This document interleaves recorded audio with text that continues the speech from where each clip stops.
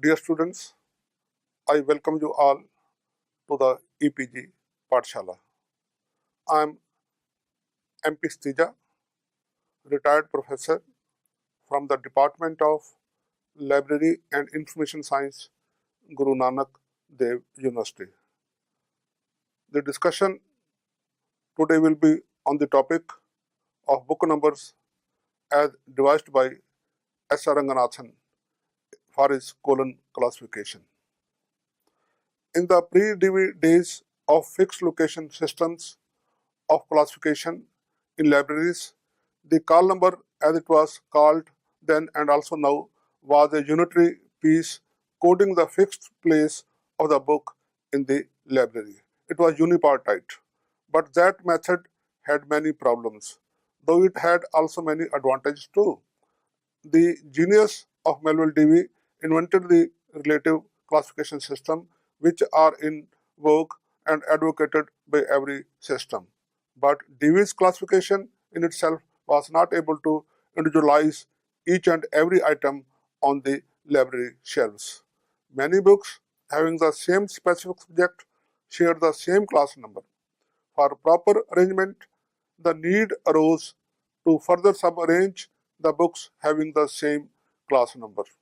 Otherwise, there would be many pockets of chaos or disorder on the shelves.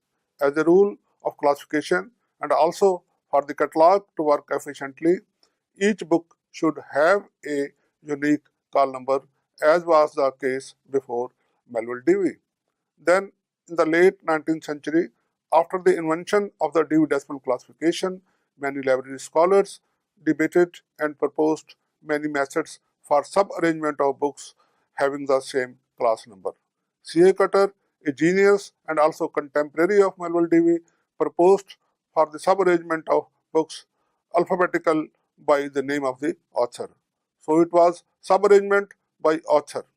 Qatar also devised ready tables to convert or code the name of the author into alphanumeric digits for convenience, as he thought to subarrange by the name of the author or even with his initials may not be that efficient. He felt numbers can be easily ordered or arranged than the alphabets. Qatars tables became popular and are still used all over the world. English word. A rise of library science in the late 19th century USA. Till the early 19th century, librarianship was a profession of the gentleman scholar, who presided over a library only with his vast learning. Love for books was the only qualification to be a library curator, as he was called then.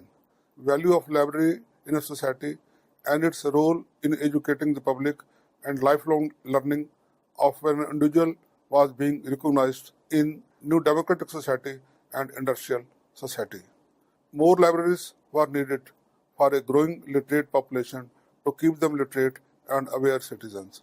Better professionally trained librarians were required to manage expanding library networks. Big collections needed better organization. Rise of the library science in late 19th century USA.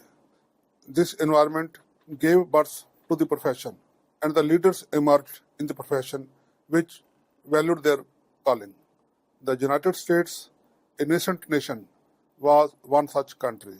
Charles M. Qatar was one such self-trained genius and a pioneer library leader. He formulated theory and practice of librarianship only out of his experience, insight, and vision. If Melville Dewey is the father of modern librarianship, then C.A. Qatar, with his varied and lasting contribution, can safely be called the prince of the profession. Charles M. Qatar, the prince of library science. Here you see his photograph in his middle age, and he was a pioneer and a very saintly person and very progressive man who helped a lot for the progress of library science in the United States. Birth and education of C.A. Qatar. C.A. Qatar was born on March 14, 1837 in Boston, Massachusetts, in a merchant family. In his childhood, he lived with his grandfather and the two unmarried aunts who were cultured and devout Christians. They provided him access to best education of his time. His early education was in class and in Bible. He, in 1856, entered the Harvard Divinity School, from where he graduated after 3 years in the year 1859. While still at the Divinity School, he was appointed its student librarian from 1857 to 59. There he arranged the collection and prepared its catalogue. This was an unintended entry into a profession wherein he rose like a star and became one of its immortal architects. Chief cataloger Dr. Ezra Pound Abbott, being happy with his work, got him appointed his assistant in the Harvard College Library in the year 1860. Birth and education of Charles M. Qatar. Under the guidance of Ezra Abbott, he prepared a public catalogue on cards. It became the foundation of his later work at the Boston Athenaeum Library, where he succeeded the famous librarian William Frederick Poole, famous for his Poole's Index to the periodical literature. At the Athenaeum, he prepared a dictionary catalogue in book form of about 1 lakh strong collection of the library. He initiated new services of lending books and realia to a wider community of users and developed innovative exchange and extension programs in the library. Contribution. Today, Charles M. Qatar is remembered mostly for his 3 major contributions, the other 2 being the expensive classification and the Qatars Table. The expensive classification was developed due to his disliking for Dewey Decimal Classification System, which was published in the year 1876. Instead of a pure notation of the decimal numbers, he employed alphabets to denote main classes and numerals for further divisions. Since then, many classification systems have used this kind of mixed notation, which is more suitable for an ever-growing universe of knowledge. The scheme consisted of 7 schedules or expansions.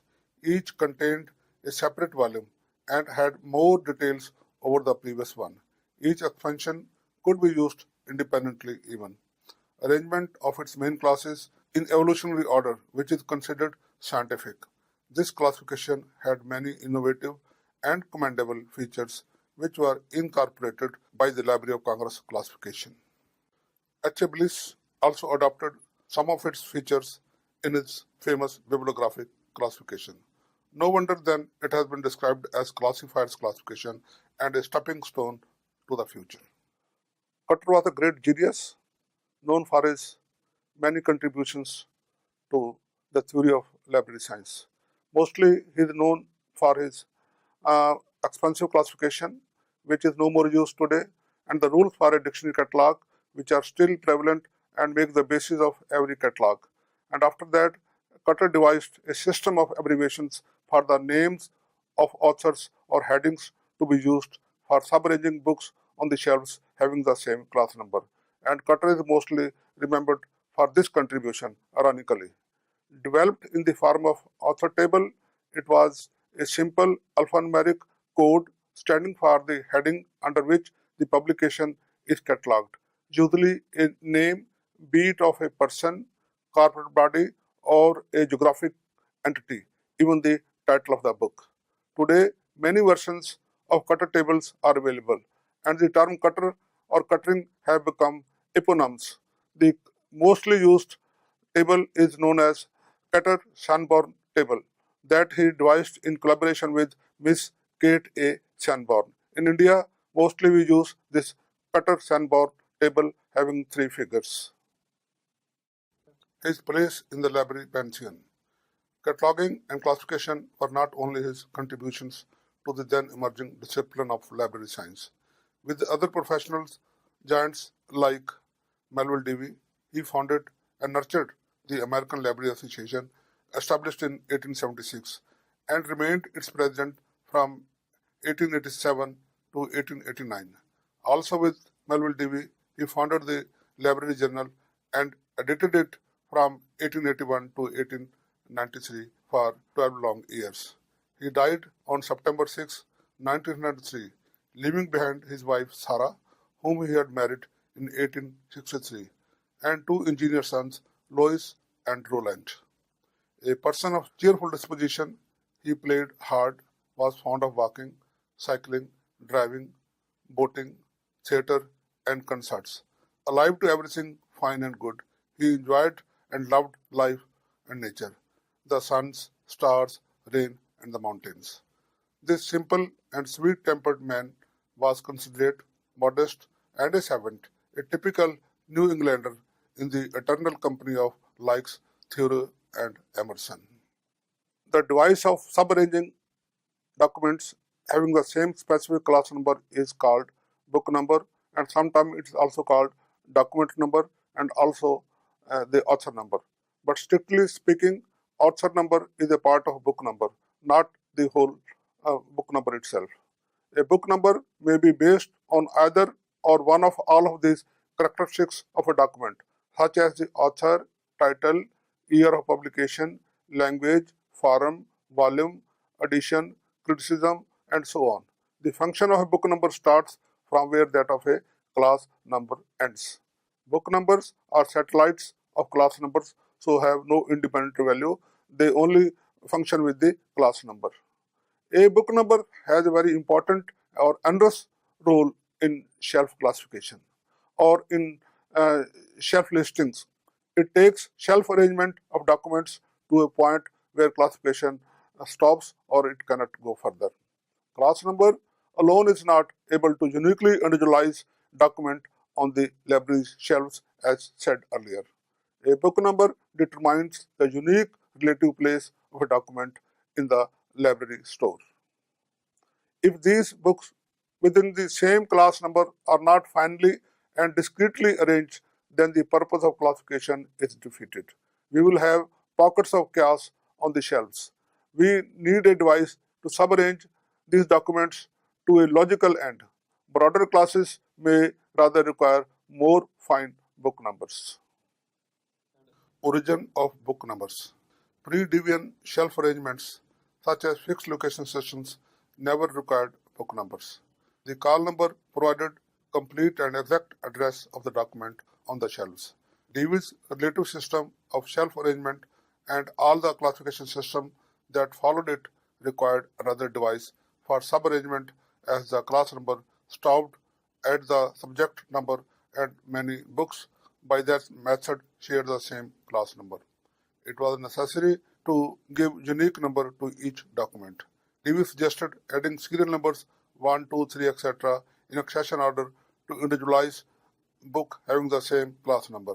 C.A. Cutter criticized Dewey's accession method as he thought that an accession number arrangement yielded neither logical subarrangement nor was of any mnemonic aid in the retrieval.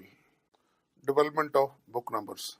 Cutter made 3 enduring and lasting contributions in the symposium on book numbers by suggesting initial of the authors followed by some number. In transcription, book numbers were distinguished from class numbers. By rejecting book size as a characteristics of subarrangement, he emancipated classification from the size cycles inherited from the relatively dark ages in classification. More importantly, he introduced decimal notation for author numbers to intercalate new names and to expand the existing ones. Cutter's original attempt. Very soon after the 1879 symposium, Cutter in the year 1880 devised a table for author numbers for commercial sale as advertised in the Library Journal, September-October 1880, page 29.3. This table, the first of the long line of Cutter tables, was based on his experience of classification at the Boston Athenaeum Library. Of this table now extant, John Komarami, the editor of the DDC, a renowned scholar of book numbers, summarizes. He guesses that it was probably composed of 3 pieces of pasteboard held together by a cloth tape. Its 1888 version is available, whose extract is produced below. Functions of book numbers. Book numbers individualize a book so that it may be quickly and accurately placed, called for, found, and charged, wrote Melville Dewey in the year 1898. Miss Bartha R. Barden, in her enduring study of book numbers, has described the following 6 uses of book numbers which are still fully valid to this day. 1. To arrange books in order of the shelves. 2. To provide a brief and accurate call number for each book. 3. To locate a particular book on the shelves. 4. Provide a symbol for charging books to borrowers. 5. To felicitate the return of books on the shelves. And lastly, to assist in quick identification of book when inventories are taken. It helps in stock taking, in other words. Qatars Unborn Table, the enduring one. Qatars two-figure table suitable for small libraries was found inadequate for large classes of fiction and individual biography. To meet the need of large and rapidly expanding libraries, there were many then. Qatar decided to expand his table to 3 figures and add many names. In the year 1892, the revision was entrusted to Miss Kate E. Sanborn. She was Qatar's assistant at Boston Athenaeum from 1883 to 1891. Miss Sanborn was then working as a cataloger at the Mercantile Library, St. Louis, and could not work under Qatar's direct supervision. The result was virtually an independent, though greatly improved work by all accounts and assessments. The revised work was published in 2 parts initially. The work part for 6 letters only, namely 5 vowels and S, was published and sold by C.A. Qatar in 1892. The table for the remaining 20 consonants was made available in the year 1895. Later these 2 were consolidated into a single table. This complete table contains more than 12,000 author numbers, or 12,361 entries to be exact. Qatars Unborn Table. This is known as the Qatars Unborn 3-figure author table, wherein a few numbers betray ancestry to Qatar's 2-figure author table. In this table, regardless of any initial letter, including vowels and S, every author number uniformly begins with 1 letter, followed by a decimal digit varying from 1 to 3. 2 digits for the letters E, I, O, J, K, Y, and Z. 1 digit for letters Q and X. All other letters use 3 decimal digits. Simplification and uniformity in the use of only 1 initial letter for every name came as a great relief to catalogers. In addition, it is scientifically constructed table with better correlation between the quantity of numbers assigned to each letter of the alphabet and the frequency of names beginning with each letter. For all its virtues, this table met with almost instant success, and its popularity continues unabated today. Of all the versions of Qatar tables, 2/3 sold are those of Qatar Unborn affiliation. Online edition. Now Qatar Unborn table is also available on the web as an open source at this given website. Some excerpts from these tables taken from some of our alphabets are reproduced below for your view. Operating the Qatar tables. Let us learn how to use it. There is not much difference in how to use the different versions of Qatar tables. Here the use of the Qatar Unborn table is described briefly. To assign a Qatar number, determine the first word of the heading. It could be a place name, personal or corporate name, or the title of the book, and locate the number corresponding to it in the table under that alphabet. When a number has been found, it is to be preceded by the initial letter of the heading. This will be the Qatar number. For example, John Abbott will be given the number Qatar number A127. Names not exactly matching, but more often than not, there will be no number to fit the name heading congruously. It is more so for Indian names, as the Qatar table mostly lists Christian and American names. For Indian names and names for other cultures, many adjustments have to be done. In that case, the closest approximation to that number will be taken. For example, Maxwell will be M465 and Macbeth M118. Usually a heading will fall between two words in the table. In such a case, the lower number of the two is to be assigned. For example, a name, Pahalwan, which has not been enumerated, falls between PEG 376 and PEI 377. It will be denoted by P376. Similarly, Qatar numbers for any word or combination of letters may be assigned.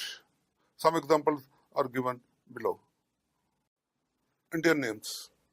Similarly, Jacob, which falls between JACO 15 and Jacobi JACOBI 16, will use J16 for Jacobs. Singh, which falls between SIN 615 and SINS 618, will use S615. Jaidev falls between JAH25 and JAL26. It will get the number J25. If there are two or more authors with the same surname in the same class, these may be differentiated by extending a number for one author by a digit. This is a manual adjustment varying from library to library. For example, Aldous Huxley H986 and Thomas Huxley H9865. Author number for biographical and literary works.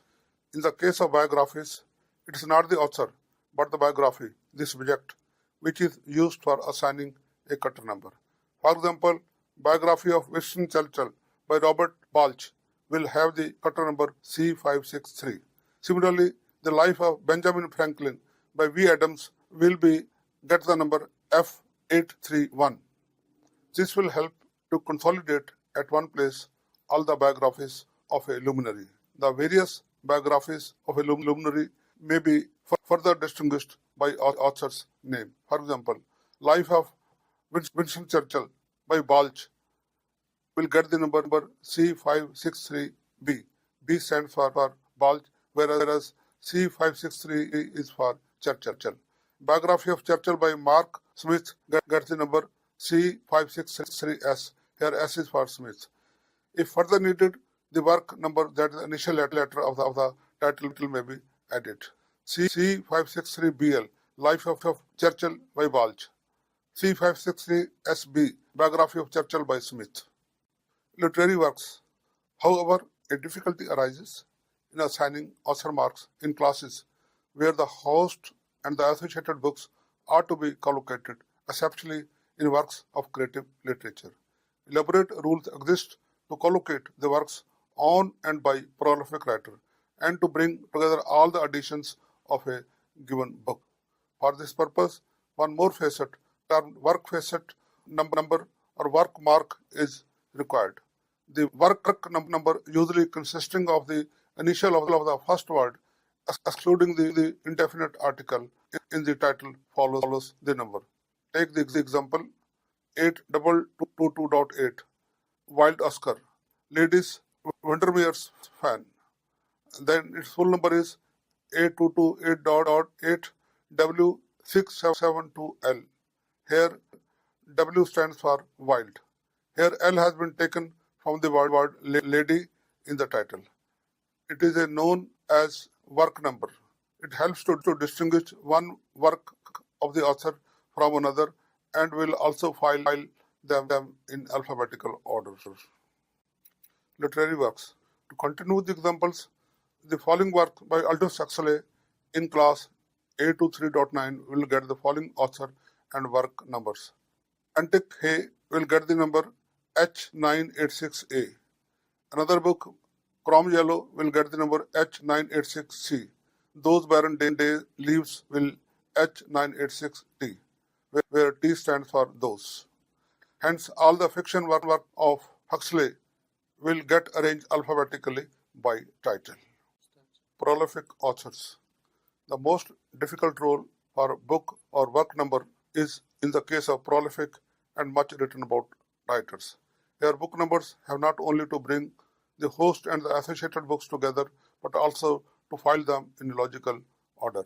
For example, 1. Complete works or selection should precede the individual works. 2.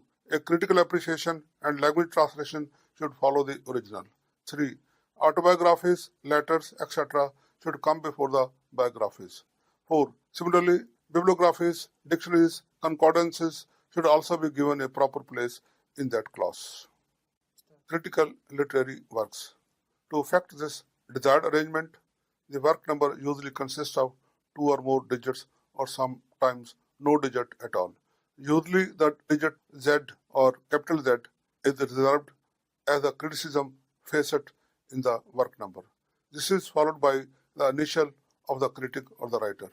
For example, an introduction to Pope by Pat Rogers, published in London 1975, will get the call number 821.5 P811ZR.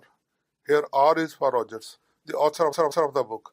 In case of critical appreciation of an individual work, the digit Z follows the work number, which in turn is followed by critic author's initial.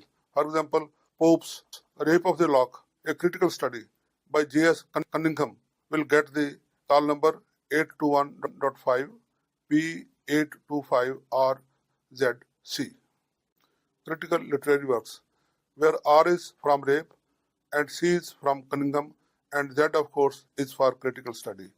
It will bring together all the commentaries or critical works on this specific work and file them alphabetically by their authors. The letter X usually reserved for collected works of an individual literary author. The X is followed by the name of the complete editor. For example, Alexander Pope Poetical Works, edited by H. Davis, will get the call number 821.5 P825XD. Collective biographies.